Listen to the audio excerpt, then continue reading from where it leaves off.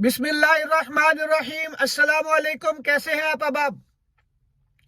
جی تو آج کا عنوان یہ ہے کہ معیشت کے بارے میں اسلام کیا سبق دیتا ہے اور ہمارے حکمران کس راستے پر چل رہے ہیں۔ تو بھائی معیشت کو مضبوط کرنا، یہ اسلام اس پر زور دیتا ہے۔ معیشت مضبوط ہونی چاہیے، اور صحابہ کرام میں کئی لوگ تاجر تھے اور تجارت کرتے تھے۔ خود حضور پاک علیہ الصلوۃ والسلام نے تجارت فرمائی ہے، اور جتنے بھی انبیاء کرام آئے ہیں وہ کوئی نہ کوئی کام کرتے تھے، ان کو کوئی نہ کوئی پیشہ تھا۔ آپ حالات پڑھیں گے آپ کو اس میں مل جائے گا۔ تو مسلمان کے لیے یہ ہے کہ اپنی معیشت کو مضبوط کرے، لیکن معیشت پر یقین نہیں کرے، یقین اللہ کی ذات پر رکھے۔ اسلحہ ہو، اسلحہ چھوڑنا نہیں ہے، لیکن یقین اللہ پہ رکھنا ہے۔ اسی طرح معیشت مضبوط کرنی ہے، لیکن معیشت سے کچھ نہیں ہوگا، معیشت پر یقین نہیں رکھنا، یقین اللہ کی ذات پر رکھنا ہے۔ تو یہ مسلمان کا امتحان ہے۔ تو معیشت کو بنانا ہے بھائی، معیشت مضبوط ہو۔ اب اس کے لیے کیا ہے کہ ہمارے افراد کاروبار میں لگے، تجارت میں لگے، جو ہر کسی کو جتنی وسعت ہے، طاقت ہے، وہ اس میں اپنا حصہ ڈالے، اپنے آپ کو مضبوط کرے۔ مانگنے کی حوصلہ افزائی اسلام نہیں کرتا، اسلام مانگنے کی حوصلہ شکنی کرتا ہے۔ حضرت عمر رضی اللہ تعالیٰ عنہ کے زمانے میں ایک آدمی مانگ رہا تھا، تو آپ نے اس کو کلہاڑا دیا کہ لکڑیاں کاٹ کر لاؤ جنگل سے اور بیچو اور کماؤ، یہ چھوڑ دو۔ جب دوسرے دن دیکھا کہ وہ تو وہی کام کر رہا ہے، تو وہ جو روٹیاں اس کے تھیلے میں تھی وہ صدقے کے اونٹوں کو ڈال دی، اور فرمایا آئندہ اگر تجھے دیکھا تو درے ماروں گا، اپنی مزدوری کرو۔ تو اسلام جو ہے وہ کام کرنے کا درس دیتا ہے، اور ہمارے حکمران ماشاءاللہ وہ کیا کر رہے ہیں؟ انہوں نے راشن سینٹر کھولے ہوئے ہیں، کوئی لنگر خانے کھول رہے ہیں۔ بھئی میرا کسی سیاسی جماعت سے تعلق نہیں ہے، نہ الحمدللہ آج تک میں نے کسی کو ووٹ دیا ہے، اس لیے اس کو غلط رنگ میں نہیں لینا۔ تو ہمارے کوئی لنگر خانے کھول رہے ہیں، کوئی وہ انکم سپورٹ پروگرام ہو رہے ہیں، کوئی احساس پروگرام ہو رہے ہیں، کوئی کیا ہو رہا ہے، کوئی کیا ہو رہا ہے۔ بس لوگوں کو لگایا ہوا ہے اس کام پہ کہ تمہارے اکاؤنٹ میں جی بس اتنے پیسے آ جائے گا، 10,000 آ جائے گا، کوئی 7 آ جائے گا، کوئی 5 آئے گا۔ یہ لوگوں کو جس چیز کی اسلام حوصلہ شکنی کرتا ہے، اس پہ ہماری حکومتیں اسی لائن پر چل رہی ہیں کہ لوگوں کو فقیر بنانا ہے۔ لنگر خانے کھول دو، آرام گاہ کھول دو، لوگ اس میں جائیں، بس کھانا کھائیں، کمائیں نہ۔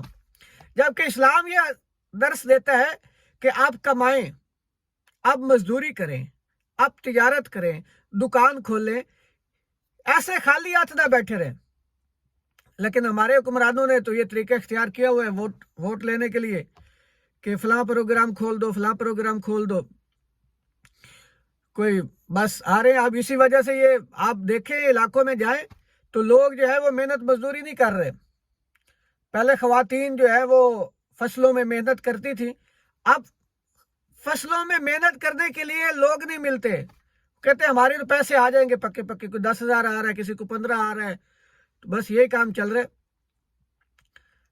اب یہ حل نہیں ہے بھائی، لوگوں کو روزگار دو۔ لوگوں کے اوپر جو تم نے اشرافیہ نے اپنا بوجھ ڈالا ہوا ہے اس کو ہٹاؤ۔ اب یہ 15,000 ادھر سے آ جائے گا، کوئی انکم سپورٹ سے، کوئی ساس پروگرام سے، کوئی لنگر کھانا یہ کر کے، لیکن کریں گے کیا؟ ادھر سے دگنی تگنی چگنی مہنگائی کر کے اس سے زیادہ پیسے لے لیں گے اس سے۔ تو اسلام یہ نہیں چاہتا، لوگوں کو روزگار کی عادت ڈالیں، اور یہ جو اشرافیہ کے لیے مفت چیزیں ہیں یہ ختم کریں، اور وہ سارا پیسہ خزانے میں سیو کریں، اور لوگوں کو اپنے اپنے کاروبار پہ لگنے دیں۔ اب بنگلہ دیش کی مثال دیکھیں، سوشل میڈیا پہ تصویریں آتی ہیں، وہاں خواتین فیکٹریوں میں کام کر رہی ہیں، اور ہماری خواتین جو ہیں وہ باہر بینکوں کے باہر ان کی لائن لگی ہوتی، کیا ہے جی یہ جو پیسے آئے ہیں وہ لینے جا رہی۔